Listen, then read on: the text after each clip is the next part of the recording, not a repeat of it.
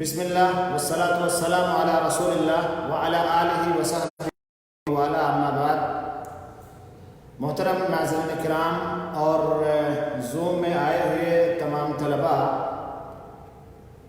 آپ کہیں سے بھی ہیں، میرے خیال سے بہت سارے لوگ مختلف ممالک سے بھی اس کے اندر جڑے ہوئے ہیں۔ اکثر و بیشتر اس کے اندر خبر اور دمام کے لوگ ہیں، لیکن باہر کے بھی لوگ ہیں، انڈیا کے لوگ بھی ہیں، اور باہر کے برطانیہ اور آسٹریلیا کے بھی لوگ اس کے اندر موجود ہیں۔ تو میں آپ تمام حضرات کا خیر مقدم کرتا ہوں اور آپ تمام لوگوں کا ویلکم کرتا ہوں، اہلا و سہلا مرحبا۔ اور میں آپ لوگوں کو بتاتا چلوں کہ یہ جو ہمارا درس ہوتا ہے یہ ہفتے میں سنڈے، منڈے، ٹیوزڈے اور ویڈنسڈے صبح کے ٹائم سعودی ٹائم سے 10 سے 11 اور شام کو 8 سے 9 ہم شروع کرتے ہیں، کچھ 10-5 منٹ آگے پیچھے ہو جایا کرتا ہے۔ تو آج کا جو درس ہے وہ عقیدے کے اوپر ہے اور ٹاپک ہے کہ لماذا العقیدہ اولا، سب سے پہلے عقیدہ توحید ہی کیوں؟ ایک سوال ہے کہ سب سے پہلے عقیدہ توحید ہی کیوں؟ تو قبل اس کے کہ اپنے ٹاپک کو ہم شروع کریں، اپنے درس کو ہم شروع کریں، ہم 1-2 لوگوں کو کا مائک کھولیں گے اور آپ لوگوں سے سوال پوچھیں گے کہ عقیدے کے اوپر اتنا زور کیوں دیا جا رہا ہے؟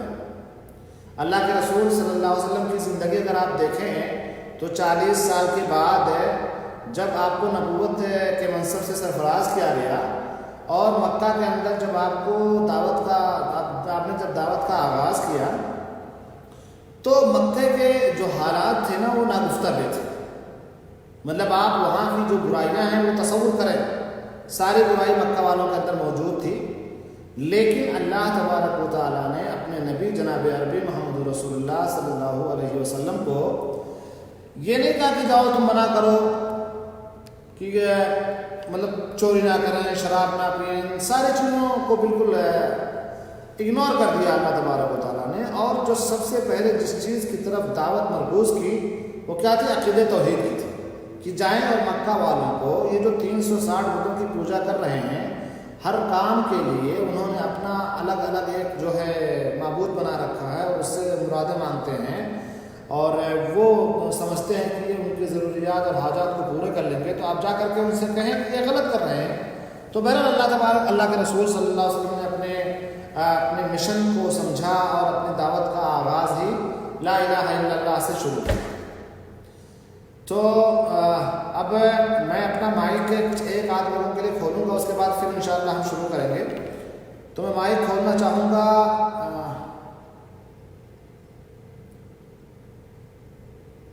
یہاں پہ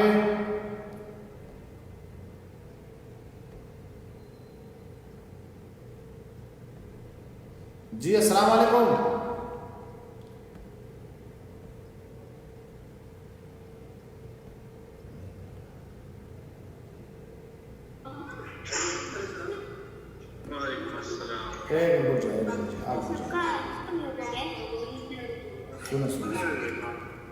ہاں یہ ہوگی بات۔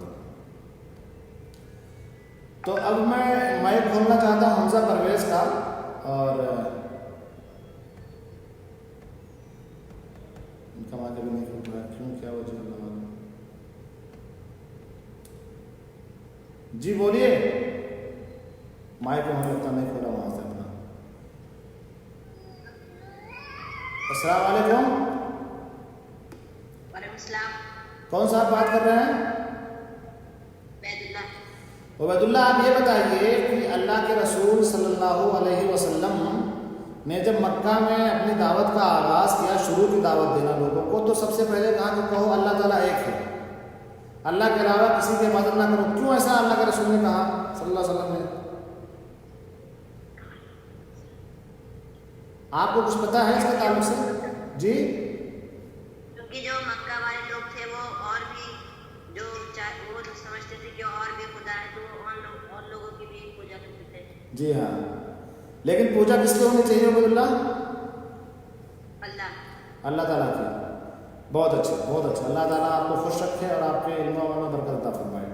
میں آپ کا مائک بند کرتا ہوں اور اب میں سوال پوچھنا چاہوں گا عبد الرحمن فیصل سے، یہ بھی چھوٹے ہی ہیں ماشاءاللہ، ان کی لگن یہ ہے کہ جڑے ہوئے ہیں، اور یہ وقت جو یہ عمر جو کھیلنے کی ہے اس کو گیم میں نہ جا کر کے وہ کلاس میں آئے ہوئے ہیں۔ تو عبد الرحمن فیصل، میں نے آپ کی آواز میں نے کھول دی ہے، مائک میں نے آپ کا آن کر دیا ہے۔ ہاں بتائیے کہ اللہ کے رسول صلی اللہ علیہ وسلم نے مکہ میں بہت ساری چیزوں کو چھوڑ کر کے صرف توحید کے اوپر پہلے دعوت کیوں دی؟ کیونکہ یہ اسلام کا پہلا جو ہے وہ یہی ہے کہ لا الہ الا اللہ محمد رسول اللہ سے یہ دین شروع ہوتا ہے، اس لیے انہوں نے سب کچھ چھوڑ کر سب سے پہلے کفار اس کی یہ سمجھانے کی کوشش کی کہ اللہ ایک ہے، تم ان سب کو، یہ باقی جتنے بھی تمہارے خدا ہیں ان کو چھوڑ دو اور یہ اللہ کی طرف آؤ۔ بہت اچھا جواب، بہت پیارا ہے، کیونکہ سب سے پہلے توحید ہے، اور توحید اب جب اللہ کے رسول صلی اللہ علیہ وسلم نے لوگوں کو اس کلمے کی دعوت دی کہ لا الہ الا اللہ، تو سب سے پہلے یہ نہیں کہا کہ یہ کام کرو، بلکہ کہا کہ یہ کام چھوڑ دو۔ پہلے نہیں کہا کہ اس بات کا اقرار کرو کہ اللہ تعالیٰ ہے، سب سے پہلے یہ کہا کہ اس بات کا انکار کرو کہ کوئی معبود نہیں ہے، یعنی کوئی بھی معبود نہیں، اس کو بالکل اقرار کرو کہ ہاں کوئی معبود نہیں ہے، یعنی انکار، سارے معبودوں کا انکار کر دو اور صرف ایک اللہ تبارک و تعالیٰ کا اقرار کرو۔ بہت اچھا جواب عبد الرحمن آپ کا۔ ایک صاحب اور ہیں، ان سے ذرا پوچھ لوں میں اس وقت میں بچوں کو دینا چاہتا ہوں مائک اپنا۔ بلال ثاقب ہیں یہاں پہ، یہ ماشاءاللہ اتفاق سے نبراس کے اسٹوڈنٹ بھی ہیں، اور یہ بچے ایسے ہیں ماشاءاللہ سے کہ یہ ابھی دیکھیں عمر 8 کی ہے، اور انہوں نے مجھ کو 7:55 پر یاد دلائی کہ سر کلاس کب شروع ہو رہے ہیں۔ تو ایسی رغبت ہونی چاہیے بچوں کے اندر، بہت اچھے۔ جی بلال، آپ یہ بتائیے کہ اللہ کے رسول صلی اللہ علیہ وسلم نے اپنی دعوت کا آغاز مکہ سے کیا، تو مکہ کے اندر لوگ شراب بھی پیتے تھے، مکہ کے اندر بچوں کو زندہ درگور بھی کر دیا کرتے تھے، اور بہت ساری برائیاں تھیں، ٹھیک ہے؟ تو اللہ کے رسول صلی اللہ علیہ وسلم نے اپنی دعوت کا آغاز اس سے کیوں کیا کہ ایک اللہ کی پوجا کرو؟ کیونکہ وہ لوگ جو اکثر تھے ان کی عبادت نہیں کرتے تھے، ہاں مطلب کرتے ہیں نا، یہ کہا کہ اللہ ایک اللہ کی عبادت کرو، کیونکہ انہوں نے کافی ساری نشانیاں بھی بیان کی تھی کہ جب سورج اور چاند کا جیسے واقعہ ہوا تھا، اس وجہ سے۔ چلو ٹھیک ہے، آپ قریب جواب دے رہے ہیں۔ اس کا جواب یہ ہے کہ یہ سب سے زیادہ اہم ہے، یہ عقیدہ سب سے زیادہ اہم ہے، کیونکہ میں اگر سوال کروں کہ پہلا جو ہے نا مطلب اسلام کے جو رکن ہیں ان میں سے پہلا رکن یہی ہے، جی ہاں، اس کا پہلا رکن یہی ہے۔ اور جب اللہ تبارک و تعالیٰ نے پوری دنیا کو بنایا ہے، سجایا ہے، سنوارا ہے، ہمیں اور آپ کو پیدا کیا ہے، ہماری اور آپ کی ضروریات کے لیے سارے ساز و سامان کو اس نے جو ہے بنایا ہے، جب سارا ساز و سامان ہم اس کا استعمال کرتے ہیں تو عبادت کس کی ہونی چاہیے؟ اللہ کی، اللہ تعالیٰ کی عبادت ہونی چاہیے، بالکل۔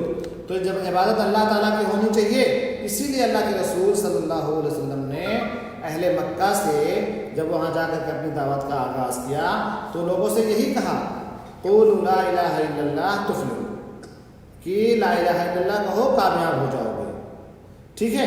تو اسی لیے لا الہ الا اللہ کا پیغام اللہ کے رسول صلی اللہ علیہ وسلم نے وہاں پہ دیا۔ چلے ایک آدھ لوگوں سے میں اور پوچھ لوں کہ اگر کسی صاحب کا مائک کھلا ہو تو اپنے ہاتھ سے بند کر دیں وہ، کیونکہ آواز یہاں آ رہی ہے تو اور باقی جو لوگ ہیں وہ ڈسٹرب ہو رہے ہیں۔ ریحان احمد صاحب کو مائک میں کھولنا چاہوں گا۔ ریحان صاحب، السلام علیکم۔ وعلیکم السلام۔ ریحان صاحب کیسے ہیں؟ اللہ کا فضل ہے، الحمدللہ شیخ، آپ کی دعائیں۔ چلیں ریحان صاحب، اللہ کے رسول صلی اللہ علیہ وسلم نے جب اپنی دعوت کا آغاز مکہ کے اندر کیا تو آپ یہ بتائیں کہ مکہ والوں نے کیا آپ کو ایکسیپٹ کر لیا تھا کہ مطلب ہاں ٹھیک ہے آئیے ویلکم، پھول صاحب کا استقبال کیا گیا تھا؟ نہیں، مکہ والوں نے تو اللہ کے نبی صلی اللہ علیہ وسلم کے لیے اتنی مشکلات پیدا کر دی تھی کہ ان کے لیے یہ بات ماننا کسی طرح بھی قابل قبول نہیں تھا کہ ایک اللہ کی ہم کیسے عبادت کریں، ہمارے تو اتنے بت ہیں ہر کسی کا، انہوں نے الگ الگ کام دیا ہوا تھا، کوئی کام بارش کا کر رہا ہے، کوئی ہوا کا کر رہا ہے، تو ان کے لیے ہضم کرنا بہت مشکل تھا، وہ اس چیز کو ماننے کو تیار ہی نہیں تھے۔ اچھا، دوسرا سوال میرا آپ سے یہ ہے کہ اللہ کے رسول صلی اللہ علیہ وسلم نے اپنی زندگی مکہ کے اندر 40 سال گزارے، ٹھیک ہے، اور بہت اسموتھلی اپنی لائف گزار رہے تھے اللہ کے رسول صلی اللہ علیہ وسلم، اور وہ جو ہے محبوب نظر بھی تھے، مکہ والوں کے محبوب نظر تھے، ایسا نہیں کہ مکہ والے آپ کو چاہتے نہیں تھے۔ اس کے بہت سارے واقعات موجود ہیں کہ جب حجر اسود کو رکھنے کی باری آئی تو اللہ کے رسول صلی اللہ علیہ وسلم کو موقع ملا کہ اپنے ہاتھ سے رکھ دیتے۔ واقعہ بہت لمبا، چونکہ ٹائم شارٹ ہے اس لیے میں تفصیل میں نہ جا کر کے میں کہہ رہا ہوں مطلب اللہ کے رسول کو موقع ملا کہ رکھ دیں، لیکن اللہ کے رسول صلی اللہ علیہ وسلم کی آمد کا جب انہیں پتہ چلا اور جو بعد میں جو سردار لوگ آئے تو دیکھیں کہ اللہ کے رسول موجود ہیں، اور یہی تو طے ہوا تھا نا کہ مطلب جو پہلے آئے گا وہ اس کا حقدار ہوگا، تو ان کو اپنے بعد میں آنے پر شرمندگی یا ملامت نہیں کیا انہوں نے، یا وہ نادم نہیں ہوئے یا ان کو پچھتاوا نہیں ہوا، بلکہ انہوں نے اللہ کے رسول کو دیکھا تو کہا جا الامین جا الامین، مطلب جیسے کسی جگہ پہ آپ جائیں اور ہم بھی جائیں، سارے لوگوں کا جانا ہو جائے اور وہاں پہ یہ ٹارگیٹ دیا جائے کہ جو پہلے پہنچے گا وہی اس کو کرے گا۔ آپ مثال کے طور پہ پہنچ رہے ہیں دیر میں تھوڑے سے، میں پہنچاؤں تو آپ کو خوشی ہو رہی ہے، تو ایسا کم ہوتا ہے نا بھئی، وہ موقع آپ کے ہاتھ سے چھوٹ گیا تو ان کو اتنی زیادہ خوشی کیوں ہے کہ جا الامین جا الامین؟ آپ کچھ روشنی ڈالیں گے؟ اللہ کے نبی صلی اللہ علیہ وسلم کی جو عمر شباب تھی، جوانی کی عمر تھی، اس میں لوگ ان کی شرافت، ان کی دیانت اور ان کی پاک دامنی کی ہر کوئی اس وقت اسلام تو موجود تھا، لیکن اس معاشرے میں بھی وہ ایک ایمانداری اور اس کی یعنی امانت داری کی ایک مثال تھی، ضرب المثل تھے آپ، ہاں جی بالکل ضرب المثل تھے۔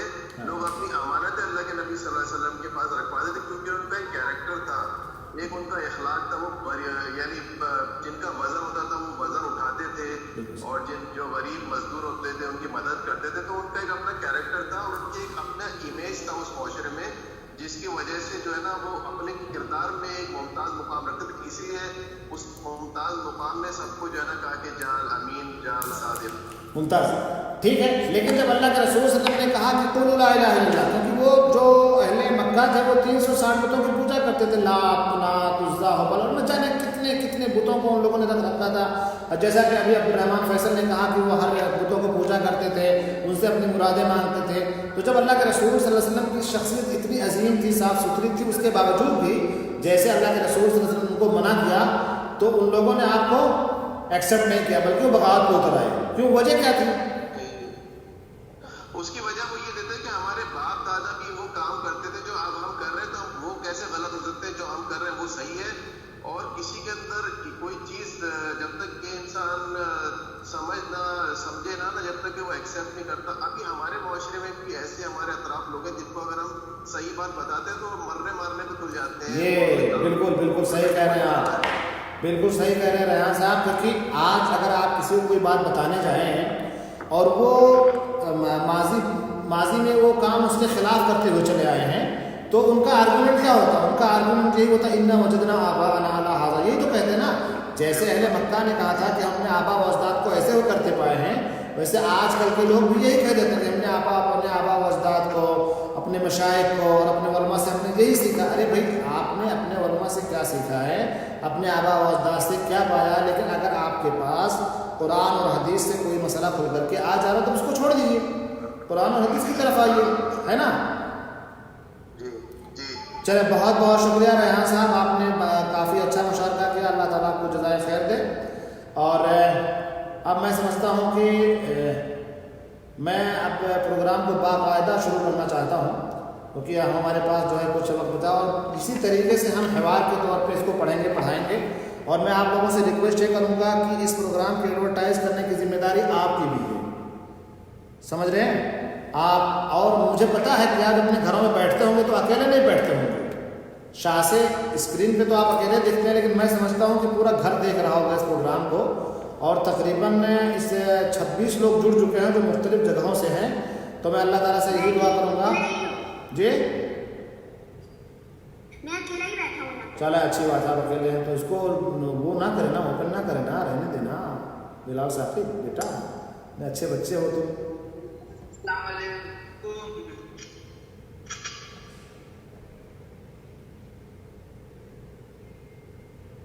چلے ٹھیک ہے، تو اب میں سب کی آواز بند کر دیتا ہوں یہاں سے، اپنے پاس سے، اور اس کا فائدہ یہی ہے کہ بیچ میں لوگ ڈسٹرب نہ کریں۔ اور پھر جب ہم کلاس ختم کر لیں گے تو پھر انشاءاللہ ہم آپ سارے لوگوں کو موقع دیں گے کہ آپ لوگ باری باری بات کریں۔ دیکھیں اللہ تبارک و تعالیٰ نے انسان کو انسان بنایا اور انسان کو عظیم بنایا، اور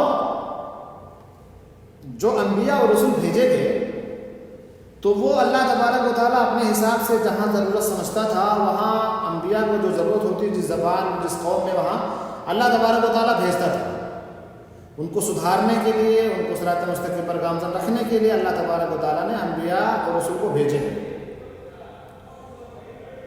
اور جتنے بھی نبی آئے ہیں نوح علیہ السلام سے لے کر کے نبینا محمد صلی اللہ علیہ وسلم تک جتنے بھی انبیاء آئے ہیں، ان سارے انبیاء کا ایک ہی مقصد ہے، دعوت ایک ہی ہے۔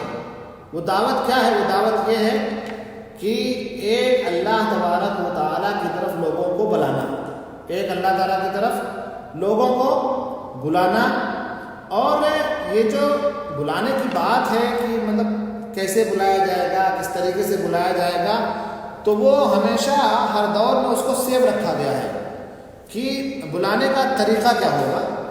اور جب انبیاء کرام آئے اور وہ چلے گئے تو انہوں نے اپنے پیچھے ایک شریعت چھوڑی، تو اس شریعت کی ذمہ داری اللہ تبارک و تعالیٰ نے خود اپنے کندھوں پہ لی کہ ہم اس کی حفاظت کریں گے۔ اسی طریقے سے شریعت محمدیہ جو ہے، اب ہم آپ سے ایک سوال یہ بھی کرتے ہیں اور اس کا جواب خود دیں گے، کیونکہ دین اسلام تو سب سے لاسٹ میں آیا ہے، اس سے پہلے بہت سارے ادیان آئے اور چلے گئے، بہت سارے انبیاء آئے اور چلے گئے۔ تو کیا اب وہ جو انبیاء آئے تھے اپنے دین کو لے کر کے، جیسے موسیٰ علیہ السلام، جیسے عیسیٰ علیہ السلام، جیسے ابراہیم علیہ السلام، جیسے عیسیٰ علیہ السلام، اور جو بھی آئے انبیاء آئے اور اپنی دعوت کا آغاز کیا، داؤد علیہ السلام، یہ جو سارے انبیاء آئے اور چلے گئے، سارے لوگوں کا ہدف ایک تھا۔ حضرت موسیٰ علیہ السلام کو توریت کی کتاب سے نوازا گیا، حضرت عیسیٰ علیہ السلام کے اوپر اللہ تبارک و تعالیٰ نے انجیل کو نازل کیا، اور انہوں نے اپنی قوم کے لوگوں کو اس کی طرف بلایا۔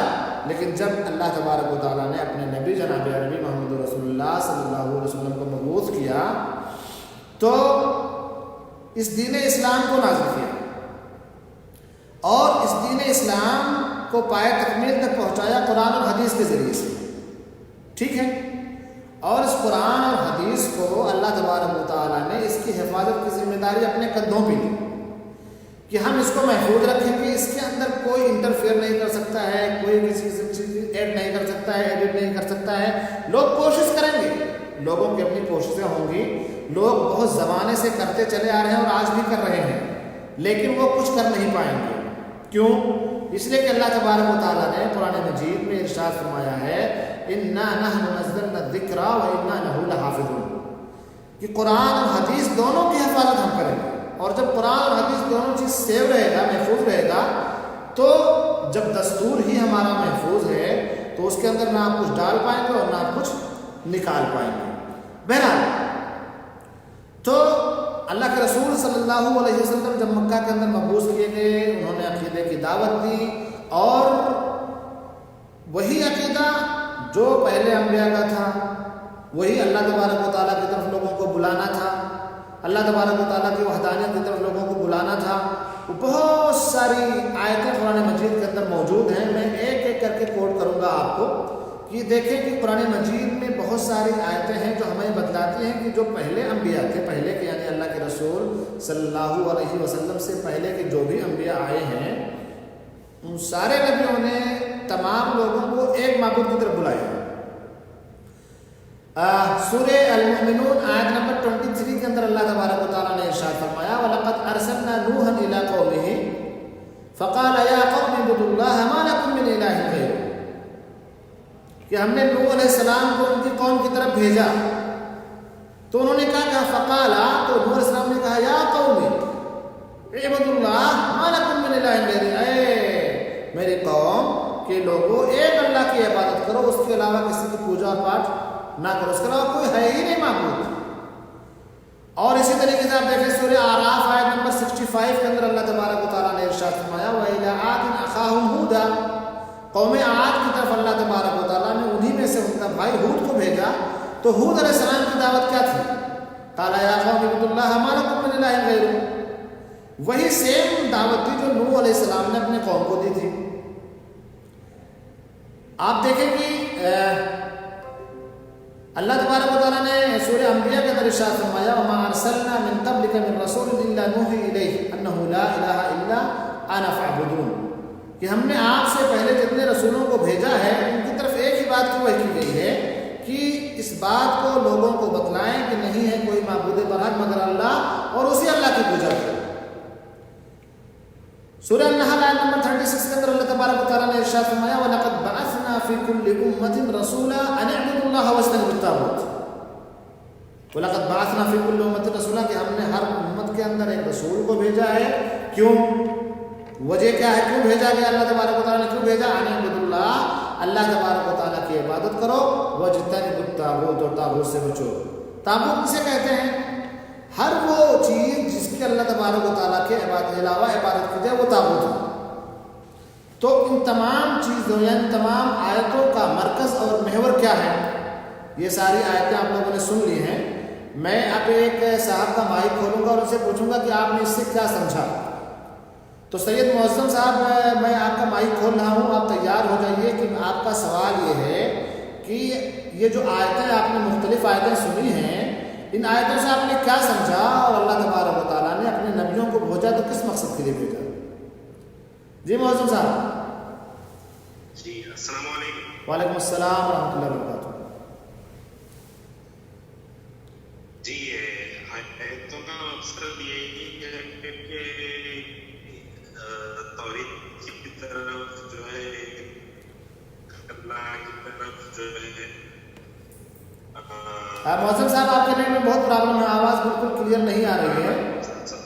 معظم صاحب آپ کی آواز میں کلیئرٹی نہیں ہے. چلیے جی بہت شکریہ. جواب آپ کا صحیح ہے کہ اللہ تبارک و تعالیٰ نے انبیاء کو جو بھیجا ایک ہی مقصد تھا کہ وہ تمام لوگوں کو شرک و بدعات سے چھڑا کر کے غیر اللہ کی طرف سے ان کو جو ہے چھڑا کر کے غیر اللہ کی پوجا نہ کر کے ایک اللہ کی پوجا کریں.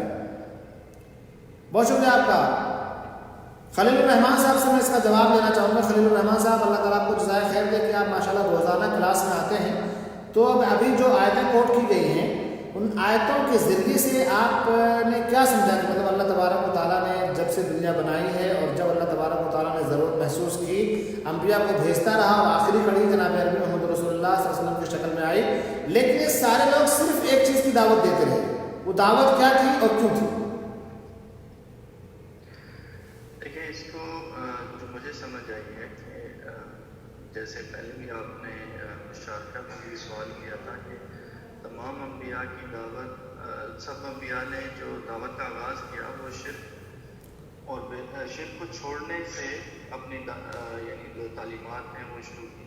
جی تو مقصد یہی تھا کیونکہ قرآن میں ہے کہ ان الشرک لظلم عظیم. تو سب سے بڑا ظلم جو ہے اگر دنیا میں کوئی شخص کر سکتا ہے تو وہ شرک ہی ہے. تو اسی لیے انبیاء نے بھی جو اپنی تعلیمات کا آغاز کیا وہ اسی ظلم کو چھوڑنے سے، اور جب انسان شرک چھوڑ دے گا اللہ کو ایک مان لے گا پھر اللہ کی باتیں بھی مانے گا اور اللہ کی باتیں جو انبیاء اس کے بعد تعلیمات دیں گے تو ڈیفینیٹلی وہ ان تعلیمات کو بھی ایکسیپٹ کریں گے. جب اللہ کو ایک مانیں گے تو پھر اس کی باتیں بھی مانیں گے. جزاک اللہ خیر. بہت بہت شکریہ خلیل الرحمان صاحب. لیکن میں آپ لوگوں کو انتباہ کا کوئی ریمائنڈر میرے پاس آیا ہوا ہے ابھی کہ یہ کبھی بھی کلاس وہ ریموو کر سکتا ہے. تو آپ سارے لوگ کہیں جائیے گا نہیں، اگر ریموو ہو تو میں دوبارہ اسٹارٹ کروں گا اور آپ لوگ دوبارہ کنیکٹ ہو جائیے گا. ٹھیک ہے؟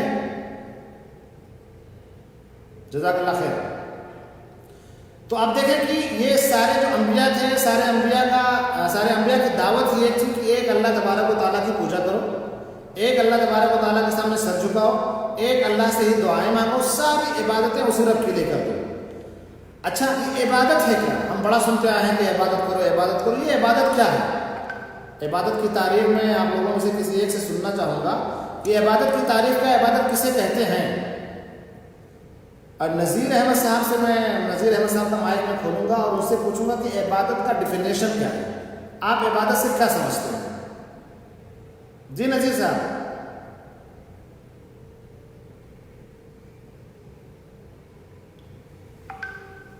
نذیر صاحب میری بات سن پا رہے ہیں؟ آپ کے یہاں کچھ پرابلم ہے آواز میں. المہم کوئی ضیاء الحق صاحب ہے، میں اسے کوشش کر کے دیکھوں ضیاء الحق صاحب کو بات میری پہنچ پاتی. جی ضیاء الحق صاحب. السلام علیکم. وعلیکم السلام ورحمۃ اللہ وبرکاتہ. کیمرہ کھولیں گے اپنا، اگر کھول سکیں تو، اور اگر نہیں کھول سکتے تو کوئی مسئلہ نہیں، جواب دیجیے. جی ضیاء الحق صاحب جی بتائیے. آپ کا سوال میں آواز کٹ کے آ رہی ہے، سمجھ نہیں آئی. اچھا میرا سوال یہ ہے کہ دیکھیں جب اللہ کے رسول صلی اللہ علیہ وسلم نے لوگوں کو دعوت دی، ٹھیک ہے، تو آپ نے دعوت کس چیز سے دی؟ آپ کا سب سے پہلی دعوت کیا تھی؟ سب سے پہلا جو نبی صلی اللہ علیہ وسلم تھا کہ تمام معبودوں کو چھوڑ کر صرف ایک اللہ سبحانہ تعالیٰ کی عبادت کی ہے. چلے ٹھیک. آپ یہ بتائیں کہ کیوں اللہ کے رسول نے ساری برائیوں کو چھوڑ کر کے صرف اسی کے اوپر کیوں اپنا ترکیز کیا، اور کیوں کہا کہ نہیں اسی کو پوائنٹ کیا اللہ کے رسول نے؟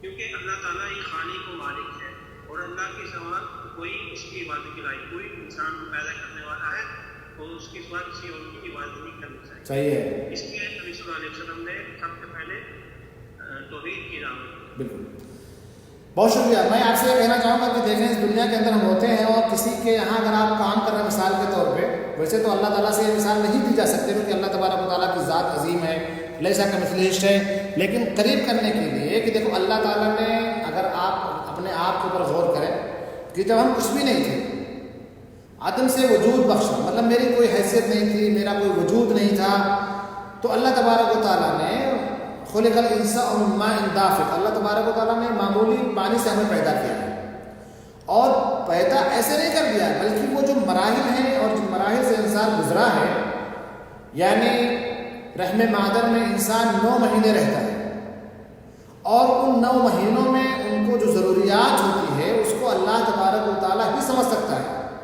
اور ان ضروریات کو اللہ تبارک و تعالیٰ مکمل کرتا ہے. صاحب سوچئے کہ دنیا کتنی بڑی ہے، اور اس دنیا کے اندر ایک ساتھ اللہ تبارک و تعالیٰ کتنے بچوں کو رحم مادر میں پال رہا ہوتا ہے، اور ان کے تمام ضروریات کو مکمل طور سے دے رہا ہوتا ہے. اس کے بعد انسان اس دنیا کے اندر وجود میں آتا ہے، پیدا ہوتا ہے، پھر بڑا ہوتا ہے. تو یہ جو سب سسٹم اللہ تعالیٰ نے کیے ہیں وہ کس لیے کیے؟ انسان کی خلقت کا مقصد کیا ہے؟ ضیاء الحق صاحب بتائیے.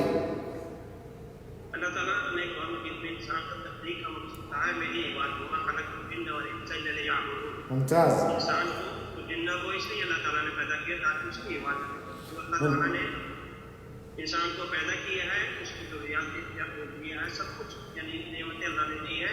جب نعمتیں اللہ تعالیٰ سبحانہ تعالیٰ نے عطا کی ہے تو حق یہی بنتا ہے کہ اسی کی عبادت کی جائے. ممتاز. جواب بہت صحیح ہے آپ کا، اور یہی جواب میرے خیال سے جتنے لوگ کلاس میں ہیں ان کا بھی یہی جواب ہوگا کہ کچھ جو لوگ اس سے جڑے ہوئے ہیں، ظاہر سی بات ہے وہ ساری چیزوں کو جانتے ہیں. تو اللہ تبارک و تعالیٰ نے جن اور انس 2 ہی مخلوق ہیں ہم دنیا کے اندر، جن اور انس، جو ذی شعور ہے، باقی تو بہت سارے حیوان اور چرند اور پرند اور کیا کیا ہے، تو جو وہ ہیں وہ اللہ تبارک و تعالیٰ کی تصویر بیان کر رہے ہیں. کوئی چہچہا رہا ہے، کوئی آواز لگا رہا ہے، کوئی کچھ کر رہا ہے. یہاں تک کہ ایک چڑیا ہمارے ملکوں میں ہوتی ہے، مجھے پتا نہیں کہ آپ کے یہاں کیا کہتے ہیں، ہم لوگ اس کو کہتے ہیں تیتر، ہم لوگ اس کو تیتر بولتے ہیں. اور اس چڑیا کی جو آواز ہوتی ہے نا، تو اس کو ہر کوئی اپنے اپنے اینگل سے سمجھتا ہے. اگر کوئی مسلمان ہے تو وہ کہتا ہے کہ یہ چڑیا کہہ رہی سبحان تیری قدرت، سبحان تیری قدرت، سبحان تیری قدرت.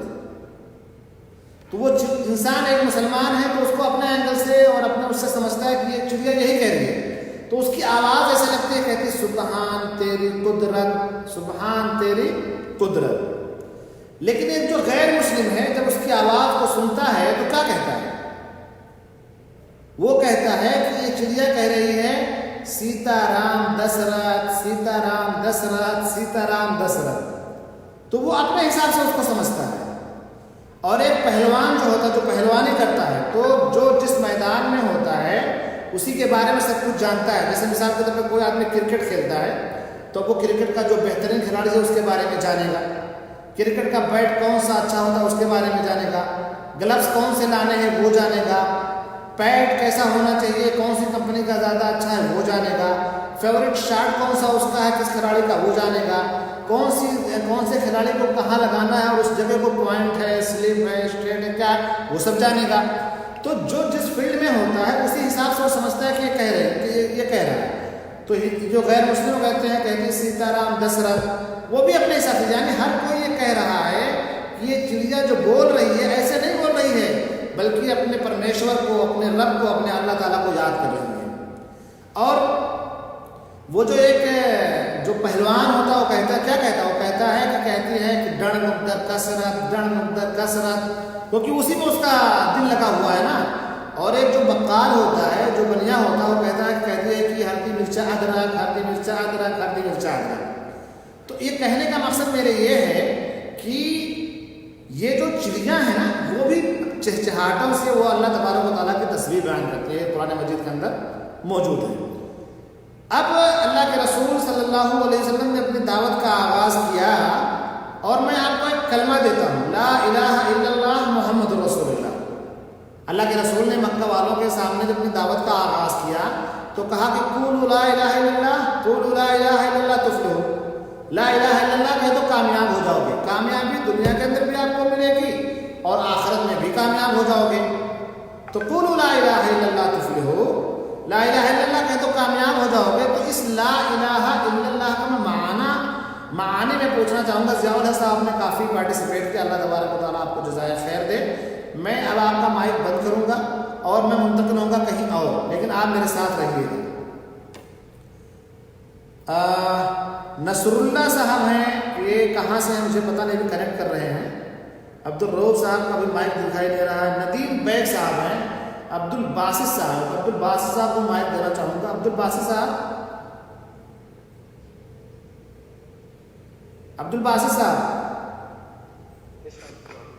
وعلیکم السلام۔ کیمرہ کھولیں گے اپنا؟ جی کھولیے، اگر کھول سکے تو کھولنا کوئی مسئلہ۔ جی عبد الباسط صاحب، دیکھیں میں نے آپ کو دیا ہے لا الہ الا اللہ، جی، تو آپ اس کا معانی مجھے بتائیں اور اس سے آپ نے سمجھا کیا بتائیں۔ لا الہ الا اللہ کا بنیادی مقصد جو ہے نا پہلے ہی نفی کا معنی ہے۔ ممتاز۔ لا کا معنی پہلے ہی نفی ہوتا ہے، انکار کرو، ہاں جی، نہیں کوئی معبود مگر سوائے اللہ کا، بالکل، یعنی اللہ پاک کے علاوہ کوئی بھی معبود نہیں ہے۔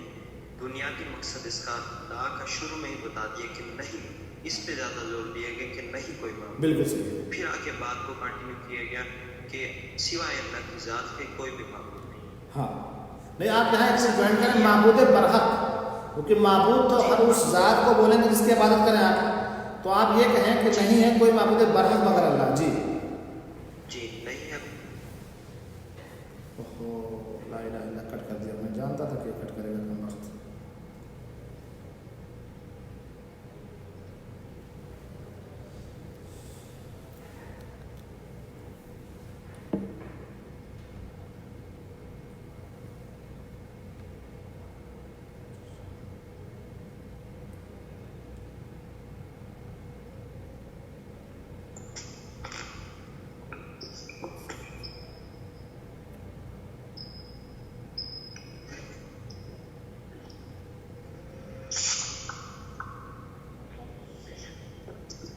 جی بتائیے عبد الباسط صاحب۔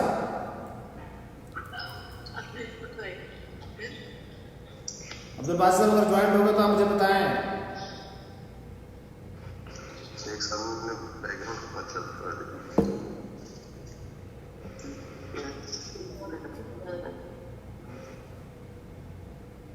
عبد الباسط صاحب ہیں؟ ابھی آ رہے ہیں، عبد الباسط صاحب کریکٹ کر رہے ہیں۔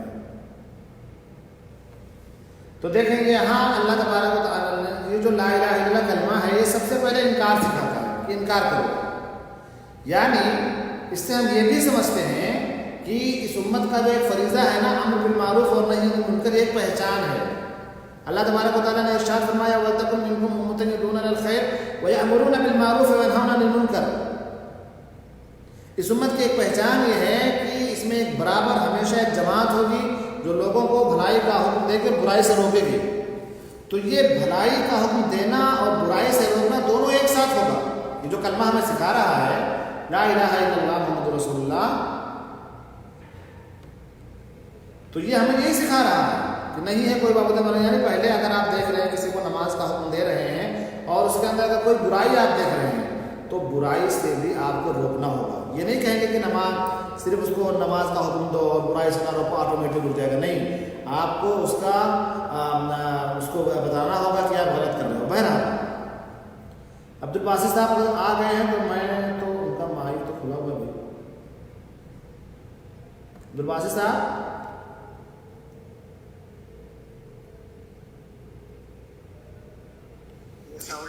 جی بتائیں. عبد الباسط صاحب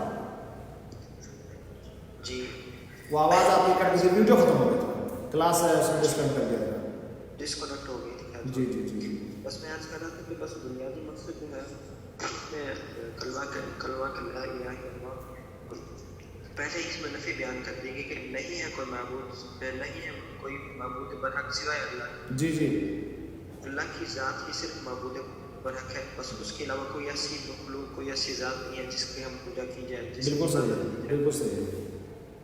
اللہ کی ذات کے علاوہ کوئی ایسی ذات نہیں ہے جس کی پوجا کی جائے. جی بالکل. اس کا بنیاد. بہت شکریہ عبد الباسط صاحب جوائن کرنے کے لیے اور پارٹیسپیٹ کرنے کے لیے، مشارکہ کرنے کے لیے. میں اب آپ کا مائک بند کر رہا ہوں اور ہم تھوڑا اور آگے چلیں گے. ہم نے ایک پوائنٹ یہ بھی دیا تھا کہ آج ہم یہ بات کریں گے کہ اللہ کے رسول صلی اللہ علیہ وسلم اپنے صحابہ کو ٹرین کرتے تھے، کہیں بھیجنے سے پہلے انہیں ٹرین کرتے تھے کہ آپ جا تو رہے ہیں دعوت کے میدان میں، تو دیکھو دعوت کے میدان میں جانے سے پہلے کیا ہونا چاہیے انسان کو؟ دعوت کے میدان میں جانے سے پہلے آپ کو یہ پتہ ہونا چاہیے کہ آپ کسی چیز کے بارے میں بتائیں گے تو کیسے بتائیں گے، اس کے جو فوائد ہیں ان کے بارے میں آپ کو روشنی ڈالنی ہوگی، اس کے جو نقصانات ہیں اس کے بارے میں روشنی ڈالنی ہوگی. تو کسی بھی میدان میں جانے سے پہلے انسان اپنے آپ کو اس لائق بناتا ہے، تب کہیں جا کر کے اپنے آپ کو لانچ کرتا ہے. ٹھیک ہے، ایسے نہیں کہ بس ہماری مرضی ہے اٹھے ہم نے کٹ بیگ لیا اور چلے گئے پلے گراؤنڈ میں اور ہم کھیلنے لگ جائیں گے. یا اسی طریقے سے آپ مثال کے طور پر اگر آپ گاڑی چلاتے ہیں تو گاڑی چلانے میں آپ کے جو رولس ریگولیشن ہے اس کو جاننا چاہیے کہ اسٹیئرنگ پر بیٹھ گئے، گیئر آپ نے لگا دی، گاڑی چل گئی، تو اب آپ کی ذمہ داری ہے کہ آگے کی گاڑی کو آپ نہ ٹھوکیں. جو لوگ روڈوں پر ہیں ان کی حفاظت کریں، جو جانور ان کی حفاظت کریں. اسی طرح سے جو روڈ پہ جو نشانیاں لگی ہوتی ہیں ان کے بارے میں بھی انسان کو یہ پتہ ہونا چاہیے کہ یہ نشانی ہے کیا. مطلب مثال کے طور پہ مجھے ایک واقعہ یاد آ گیا، میں نے صبح بھی ذکر کیا تھا کہ قصیم کے علاقے میں ایک لڑکا ٹرافک پولیس میں تھا. تو وہ جو ہے اپنی گاڑی لے کر کے کھڑا تھا جہاں طور سے جو ٹرافک پولیس والے ہوتے ہیں ان کے پاس گاڑیاں ہوتی ہیں، 4 ویلر ہوتی ہیں. تو یہ دیکھا کہ ایک شیبہ ہے، بڈھا ہے، اور وہ گاڑی ریڈ سگنل ہے اور اشارہ توڑ کر وہ بھاگ گیا. اچھا یہ جو ٹرافک والا تھا تو اس نے پیچھا کیا، ان کو پکڑا، سائڈ میں لیا، اور وہ بڑے بزرگ تھے جنہوں نے اشارہ توڑا تھا، بس وہ دیہات کے رہنے والے تھے، بدو تھے. تو اس نے کہا کہ ابو انت قطعت الاشارہ. تو بڈھا اللہ وین ما قطعت، اس نے کہا کہ چچا محترم آپ نے جو ہے یہ سگنل توڑ دیا ہے. اب وہ بڑے تھے، بزرگ تھے، انہوں نے کہا لا ما قطعت الاشارہ ما قطعت الاشارہ. انہوں نے کہا میں نے سگنل تو نہیں توڑا ہے، میں نے سگنل تو نہیں توڑا ہے. اب وہ بیچارہ بڑا کنفیوز ہو گیا کہ یار میں نے دیکھا ہے ساری گاڑیاں کھڑی ہیں اور یہ چچا محترم گاڑی سگنل توڑ کر کے چلے اور کہہ رہے کہ نہیں توڑا ہے. تو یہاں میں بتا رہا ہوں معلومات کے بارے میں کہ معلومات ہونی چاہیے آپ کو جس چیز کے بارے میں بتا رہے ہیں. تو میں کہا لا قطعت الاشارہ ہے، وہ لا ما قطعت الاشارہ. المہم بات ہوتے ہوتے اس نے پوچھا کہ اچھا چلے آپ یہ بتائیے کہ آپ جب نکلے تھے تو جو سگنلس لگے ہوئے ہیں اس میں وہ سگنل ریڈ تھا یا گرین؟ تو انہوں نے کہا کہ کان احمر، اشارہ کانت حمراء، جب سگنل تو ریڈ تھا. تو اس نے پوچھا کہ وش معنی حمراء استفہام انت، کہ مطلب ریڈ کا کیا مطلب ہے، اس کے معنی آپ کیا سمجھتے ہیں؟ تو وہ اس کو غلط سمجھتے تھے. انہوں نے اس کو سمجھ لیا تھا کہ حمراء معنی امشی، حمراء معنی امشی. اب وہ چلے گئے. اب وہ آج تک یہی سمجھ رہے تھے، مطلب ان کی جانکاری ادھوری تھی یا بالکل زیرو تھی کہ ریڈ کا معنی ہوتا ہے رک جاؤ، اسٹاپ. لیکن وہ ریڈ کا معنی جانتے تھے کہ چلے جاؤ. تو اگر آپ کسی میدان میں جائیں گے اور اس کے بارے میں علم نہیں ہے تو خطرات کا سامنا کرنا پڑے گا. وہ تو اللہ تعالیٰ نے بچا لیا، اگر دوسری طرف سے کوئی گاڑی آ کے ان کا ایکسیڈنٹ ہو جاتا تو دنیا سے چلے جاتے ہیں۔ تو بہرحال یہ سادگی اتنی بھی اچھی نہیں ہوتی ہے کہ آپ نہ جانے اور نکل جائیں، جیسا کہ آج کل بہت سارے لوگ تبلیغ کرتے ہیں، نکل جاتے ہیں، ان کو پتہ نہیں ہوتا کہ یہ ہے کہ ہم جا کہاں رہے ہیں، بس بڑا المیہ یہ بھی ہوتا ہے کہ ان کو امیر بنا دیا جاتا ہے، ایسے جیسے کہ کریلا اور نیم چڑھا، ایک تو کریلا ویسے تیکھا ہوتا ہے اس کے اوپر سے، اور اگر وہ نیم کے اوپر پک رہا تو اور مسئلہ ہے۔ تو ایک جاہل ہے جس کو اصلاح کی ضرورت ہے، اگر آپ اس کو مسلح بنا دیں گے تو مسئلہ خطرناک ہو جائے گا۔ سمجھ رہے ہیں ہماری بات کو؟ تو کسی شاعر نے کہا کہ اس سادگی پہ کون نہ مر جائے اے خدا، ایسے لوگوں کے بارے میں کہا کہ اس سادگی پہ کون نہ مر جائے اے خدا، لڑتے ہیں اور ہاتھ میں تلوار بھی نہیں۔ تو بہرحال یہ بات، لیکن اللہ کے رسول صلی اللہ علیہ وسلم اپنے صحابہ کو جب بھیجتے تھے محاذ دعوت پہ، میدان میں بھیجتے تھے، تو ان کو بھیجنے سے پہلے ٹرین کرتے تھے۔ ایک حدیث جو بخاری شریف اور مسلم شریف کے اندر موجود ہے، میں اس کو ختم کر کے اپنی بات کو ختم کروں گا، میں وہ بتاؤں گا آپ کو، اس کے بعد اپنی بات کو ختم کروں گا کیونکہ وقت بھی ہو رہا ہے، تقریباً 10-12 منٹ باقی ہے ہمارے پاس۔ یہ حدیث بخاری شریف میں اور مسلم شریف میں موجود ہے۔ یہ اس وقت کی بات ہے جب اللہ کے رسول صلی اللہ علیہ وسلم معاذ ابن جبل کو یمن کی طرف بھیج رہے تھے، ایک دائی بنا کر کے کہ جاؤ وہاں پہ اور تمہارا وہاں اپنا کام ہے تو جاؤ۔ تو کہا کہ دیکھو تم ایک ایسی قوم کے پاس جا رہے ہو جو اہل کتاب ہے، تو ان کو دعوت کیسے دو گے؟ سب سے پہلے جس چیز کی طرف انہیں دعوت دینا، وہ دعوت کیا ہوگی؟ بتایا اللہ کے رسول نے، عبادت اللہ وحدہ، ایک اللہ کی عبادت کی طرف ان کو بلانا۔ سب سے پہلے جو آپ اسٹارٹ کریں گے، ایک اللہ کی عبادت کی طرف آپ بلائیں گے، اور ایک روایت میں ہے فَدْعُوهُمْ إِلَىٰ شَهَادَةِ اللَّهِ إِلَٰهَ إِلَّا اللَّهُ وَأَنِّي رَسُولُ اللَّهِ، اس بات کی طرف ان کو بلانا کہ نہیں ہے کوئی معبود برحق مگر اللہ، اور میں اللہ کا رسول ہوں، یعنی اللہ کے رسول کہہ رہے ہیں کہ جاؤ اور ان کو ایک اللہ کی عبادت کی طرف بلانا، اور ساتھ ساتھ یہ بھی کہنا کہ میں اللہ کا رسول ہوں، یعنی کہ دونوں چیزوں کا اقرار کرنا ضروری ہے۔ اگر کوئی شخص یہ کہے کہ میں اللہ کو ایک مانتا ہوں، اللہ کو ایک جانتا ہوں، لیکن محمد کو رسول نہیں مانتا ہوں، تو ہم اس سے کہیں گے کہ بھائی آپ کا مسئلہ ہے، آپ جو ہے ایسے نہیں مسلمان ہو سکتے، مومن ہو سکتے، بلکہ آپ کو ایک ہی ساتھ ایک ہی لائن میں اللہ تعالیٰ کو ایک ماننا پڑے گا، اور اس کو بٹھانا پڑے گا، اس کو معبود بنانا پڑے گا، اور دوسرے جو اقرار کرنا ہوگا یہ کہ اللہ محمد صلی اللہ علیہ وسلم اللہ کے بندے اور اس کے رسول ہیں۔ تو رسالت کی کرسی اللہ تبارک و تعالیٰ کو رسالت کی کرسی محمد رسول اللہ صلی اللہ علیہ وسلم کو دینی ہوگی، اور معبود بنانا ہوگا اللہ تبارک و تعالیٰ کو، اور ساری عبادتیں اپنی ساری عبادتیں ساری قسم کی عبادت اللہ تبارک و تعالیٰ کے لیے خاص کر دیں گے۔ ٹھیک ہے، اگر وہ کر لیں تو دیکھو اللہ کے رسول صلی اللہ علیہ وسلم نے کیسے اسٹیپ بائی اسٹیپ معاذ بن جبل کو سمجھایا۔ فَإِنْهُمْ عَتَاؤُوا لِذَلِكَ، اگر وہ تمہاری اس بات پر اطاعت کر لیں، مان جائیں گے، چلو میں نے مانا کہ اللہ ایک ہے، میں نے یہ بھی مانا کہ محمد صلی اللہ علیہ وسلم اللہ کے بندے اور اس کے رسول ہیں، تو اللہ کے رسول نے آگے فرمایا وَعَلِّمْهُمْ أَنَّ اللَّهَ افْتَرَضَ عَلَيْهِمْ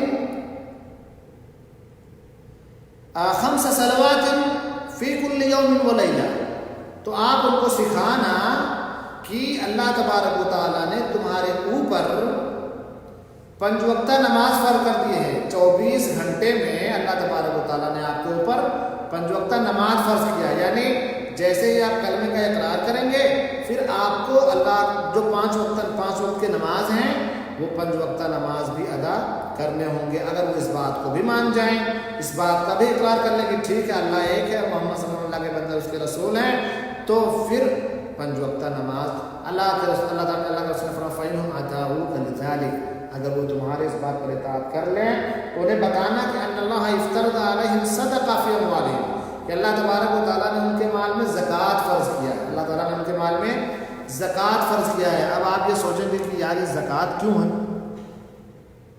بھائی پیسہ میرا ہے، کمپنی میری ہے، فیکٹری میری ہے، محنت میرا ہے، سب کچھ میرا ہے، تو کیا اللہ تعالیٰ 2.5% سے کیوں لے رہے ہیں؟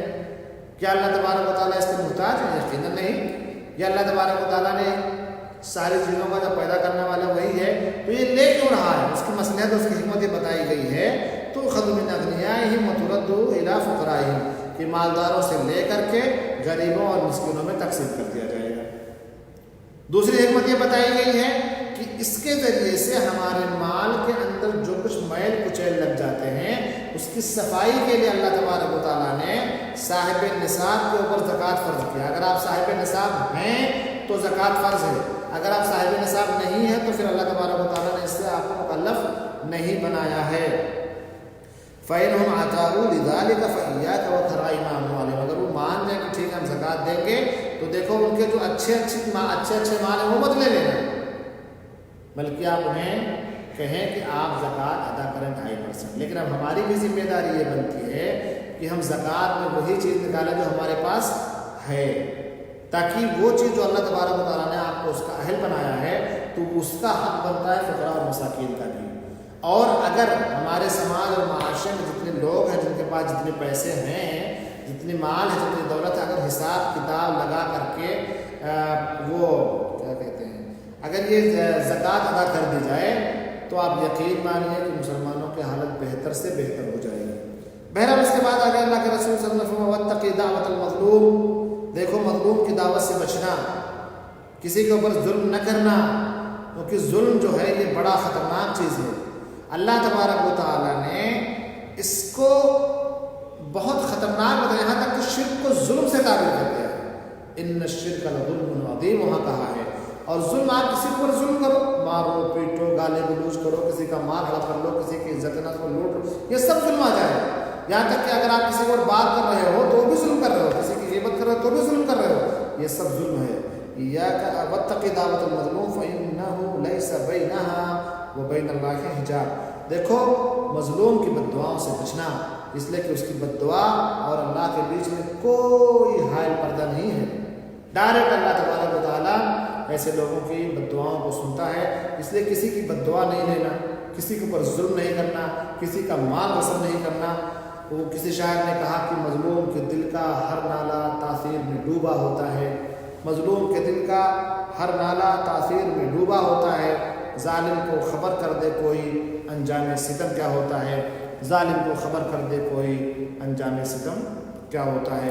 تو آج کا جو درس ہے وہ یہ ہے کہ ایک اللہ تبارک و تعالیٰ کی پوجا کرنی چاہیے، اس کے ساتھ کسی کو شریک اور ساجی نہیں ٹھہرانا چاہیے، اور لوگوں کو اپنے سماج اور معاشرے میں جس طرح سے ہم کسی کو بھلائی کا حکم دیتے ہیں اسی طریقے سے برائی سے انہیں ہمیں روکنا بھی ہے۔ اور ایک چیز یہ ہے کہ جب ہم کسی میدان میں جائیں تو ہم فل ٹرینڈ ہو کر کے جائیں، ہمارے پاس اتنا کچھ ہو کہ ہم لوگوں کو دے سکیں، ایسا نہ ہو کہ ہم سادگی میں بیگ اٹھائیں اور چلے جائیں، بلکہ اگر آپ دعوت کے میدان میں بالخصوص جا رہے ہیں تو دعوت کے میدان میں ضروری ہے کہ آپ کے پاس علم ہو، آپ لوگوں کے سوالات کے جواب دے سکیں، اور اگر جواب فوراً آپ کے پاس نہ ہو تو ضروری نہیں کہ آپ فارغ ہو گئے تو آپ کے پاس سارے سوالات کے جواب ہیں۔ آپ نے افتاء کا کورس کر لیا، ہمارے ملکوں میں افتاء کا کورس کرایا جاتا ہے، بڑے افسوس کی بات ہے 2 سال پڑھنے کے بعد آدمی مفتی بن جاتا ہے۔ اب وہ جو بھی سوال پوچھا جائے گا اس سے صحیح غلط جواب دے گا۔ مفتی بننے کا کوئی کورس نہیں ہے، ایک شخص خطابت کے میدان میں ہو سکتا ہے، ایک شخص درس و تدریس کے فرائض انجام دے سکتا ہے، لیکن وہ شخص مفتی نہیں ہو سکتا۔ مفتی کے لیے بہت سارے علوم کا استحضار ہونا بہت ضروری ہے، اور انسان کو بہت زیادہ متمکن ہونے کی ضرورت ہے۔ ہاں وہ چیزیں جو عام معلومات کی ہیں جس کے بارے میں آپ کو پتہ اس کو آپ دیں، لیکن اگر ذرا سا مشکوک ہے، ذرا سا بھی ڈاؤٹ فل ہے آپ کے پاس تو آپ بالکل جواب نہ دیجیے، بلکہ آپ علم حاصل کریں، اس کو سرچ کریں، مشائخ سے پوچھیں اور جواب دیں۔ فاسألوا اہل الذکر ان کنتم لا تعلمون، اگر آپ نہیں جانتے ہیں تو جاننے والوں سے پوچھیں۔ اللہ تعالیٰ سے دعا ہے کہ اللہ تبارک و تعالیٰ ہم تمام لوگوں کو صحیح دین کی سمجھ دے، صحیح عقیدے پر ہمیں گامزن رکھے، ہمارے اندر جو کچھ بھی کوتاہیاں اور کمیاں ہیں اللہ تبارک و تعالیٰ تو اسے دور کر دے۔ وصلی اللہ علی نبینا محمد وعلی آلہ وصحبہ وسلم۔ السلام علیکم ورحمۃ اللہ وبرکاتہ۔ شباب ہمارے اس درس میں جتنے بھی لوگ ہیں تقریباً 25-25 لوگ تھے، ابھی تو کم ہو گئے تھوڑے سے۔ میں آپ لوگوں سے یہی روزانہ گزارش کرتا ہوں کہ آپ جس کو اپنی ذمہ داری سمجھ کر کے اس پروگرام کی ایڈورٹائز کریں زوم کی۔ دیکھیں ابھی بہت سارے کام کاج بند ہو گئے ہیں، لیکن ہم لوگوں نے اس کو چالو کیا ہے کہ اس دور میں جہاں کہ مطلب فی الحال احتیاطاً مسجدوں کو بند کر دیا گیا ہے، نماز وغیرہ جو ہے یہ کہا گیا اپنے گھروں میں پڑھنے ہیں، صرف اس وائرس سے بچنے کے لیے۔ اگر اس دور میں آپ کو یہ پروگرام مل رہا ہے کہ آپ اپنے گھر میں بیٹھ کر کے قرآن اور حدیث کو سن رہے ہیں اور اس کو سمجھ رہے ہیں تو بہت بڑی نعمت ہے. اس نعمت کا انکار نہیں کیا جا سکتا ہے. یہ اللہ تعالیٰ کی طرف سے نعمت ہے. اور یہ جو ایڈوانس ٹیکنالوجی آئی ہے یہ اللہ تعالیٰ کی ایک بہت بڑی نعمت ہے. اللہ تبارک و تعالیٰ نے شوائد تعدوا نعمت اللہ لا تحصوها. ہمارے خواب و خیال میں بھی نہیں تھا کہ ہم آپ لوگ ایک صاحب کویت کے بیٹھے ہوئے یہاں پہ ابو الوفا سلفی صاحب، اور ایک صاحب یہاں پہ تقریباً شاید وہ آسٹریلیا کے، ایک صاحب ہندوستان کے ہیں. اور جو ہندوستان کے میں بتا دوں کہ ہمارے صاحبزادے ہیں. میں آپ لوگوں کو ان کی آواز سناتا ہوں، آپ لوگ ان کی آواز سن لیں. عبید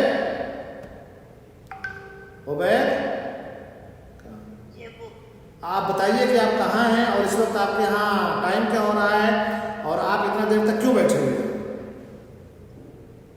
میں اس وقت انڈیا میں علی گڑھ میں ہوں. ہاں ہمارے یہاں وقت 11:28 ہو رہا ہے. اچھا. تو آپ نے کیا مطلب آج کے لیکچر میں آپ نے جو کچھ سنا ہے تو کچھ ایک دو پوائنٹ آپ بتائیے کہ میں سمجھ سکوں کہ آپ یہیں تھے کہ کہیں اور تھے، آپ ہمارے ساتھ تھے کہیں اور تھے. آج کے ہم نے یہ سنا ہے کہ ایک اللہ کی عبادت کرنی چاہیے. ہاں اور ہم توحید کے راستے پہ چلنا چاہیے. صحیح ہے. اور ہم جس بھی میدان میں جائیں اس کے بارے میں پتہ ہونا چاہیے پھر جائیں. صحیح ہے. بہت اچھے بیٹا. اللہ تعالیٰ آپ کو کامیاب کرے. نماز وغیرہ کی پابندی کریں، گھر پہ بھی صاف صفائی کا خیال رکھیں، باہر نہ نکلیں، والدہ کی بات کو مانیں. دیکھو آپ کے ساتھ کلاس میں اور بہت سارے بچے بیٹھے ہیں. اگر آپ کے اسکرین پہ کچھ دکھ رہا ہو، یہ بچے چھوٹے چھوٹے ہیں اور بیٹھے ہوئے آپ ہی کے جیسے ہیں. ٹھیک ہے، تو گھر پہ ہیں آپ، والدہ کا خیال رکھیں اپنے. اور میں آپ لوگوں کو بتاتا چلوں، یہ بات ہمارے یہ صاحبزادے یہاں پہ تھے میرے خیال سے جب 6 سال کے تھے جبھی، تو آج ماشاءاللہ جنہوں نے یہ باتیں کہی ہیں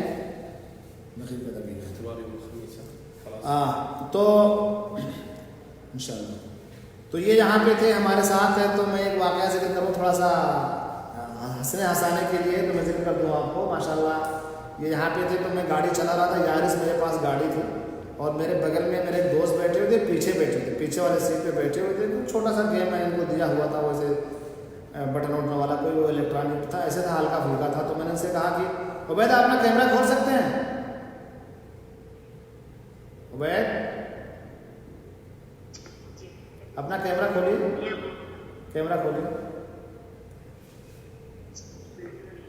دیکھو سامنے، ہاں بس سامنے کوئی نہیں ہونا چاہیے، صرف بچے رہیں. تو یہ عبید ہمارے ساتھ یہاں گاڑی میں تھے. میں اس بات کو ختم کہہ کر اپنی بات کو ختم کروں گا. تو یہ پیچھے بیٹھے گیم کھیل رہے تھے، تو گاڑی میری اوور اسپیڈ ہوگی، میرے خیال سے 120 اسپیڈ ہوتی ہے، تو 125-30 پہ جا رہی تھی. تو ٹو کر رہی تھی. تو میں نے ان سے کہا کہ عبید گاڑی کیا کہہ رہی ہے بتائیے. تو آپ لوگ غور سے سنیے گا انہوں نے کیا کہا. انہوں نے کہا کہ یہ کہہ رہے کہ مولانا پرویز صاحب اوقات میں رہیے. انہوں نے کہا یہ گاڑی کہہ رہی ہے کہ مولانا پرویز صاحب اوقات میں رہیے. یہ 120 الاؤڈ ہے تو صرف 120 ہی رکھیے، اوپر مت جائیے. تو بہرحال بیٹا اللہ تعالیٰ کو خوش رکھے، آپ سارے لوگوں کو اللہ تعالیٰ خوش رکھے جو لوگ کلاس میں ہیں. اور میں آپ لوگوں سے صرف پھر ایک بار یہی کہوں گا کہ آپ لوگ اس پروگرام کی ایڈورٹائز زیادہ سے زیادہ کریں، کیونکہ اس پہ پروگرام انشاءاللہ بہت اچھے آنے والے ہیں. اور جیسا کہ میں لنک بھیجتا ہوں اس کے اندر ساری چیزیں مینشن ہیں. اللہ تعالیٰ سے دعا ہے کہ اللہ تبارک و تعالیٰ ہم سارے لوگوں کو اس کو توفیق دے کہ اپنے گھروں میں بیٹھ کر کے ان کو حاصل کر سکیں اور اس کے اوپر عمل کر سکیں. وصلی اللہ علی نبینا محمد وعلی آلہ وصحبہ وسلم. والسلام علیکم ورحمۃ اللہ وبرکاتہ. وجزاکم اللہ خیرا وبارک اللہ فیکم. الی اللقاء القادم.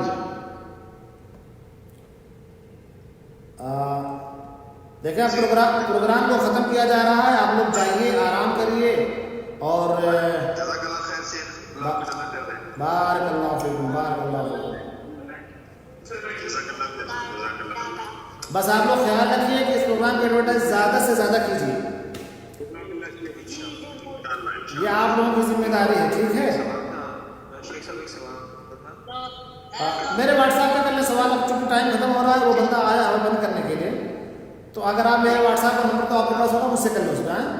ٹھیک ہوگا. بس کلاس کی ٹائم کیا ہمارے سے کوئی مسئلہ نہیں، کر لیجیے گا اس پہ. کیا بتائیے کون سا آپ بات کر رہے ہیں؟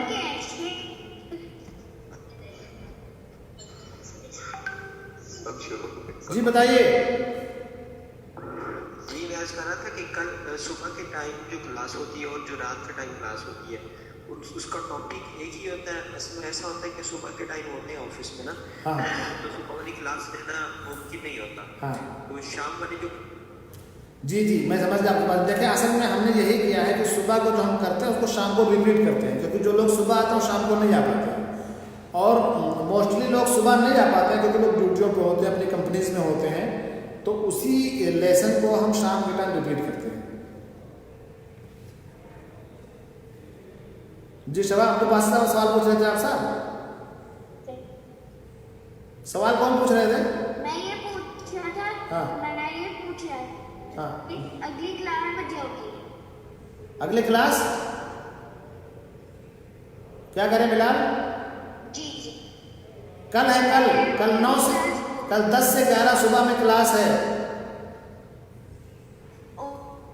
اور بچوں کے لیے وہ کلاس ہے ہر منڈے اور ویڈنسڈے کو. کل ویڈنسڈے ہے نا، تو کل 4:30 سے 5:30 سعودی ٹائم سے بچوں کے لیے کلاس ہے، اس میں آپ لوگ ضرور آئیں.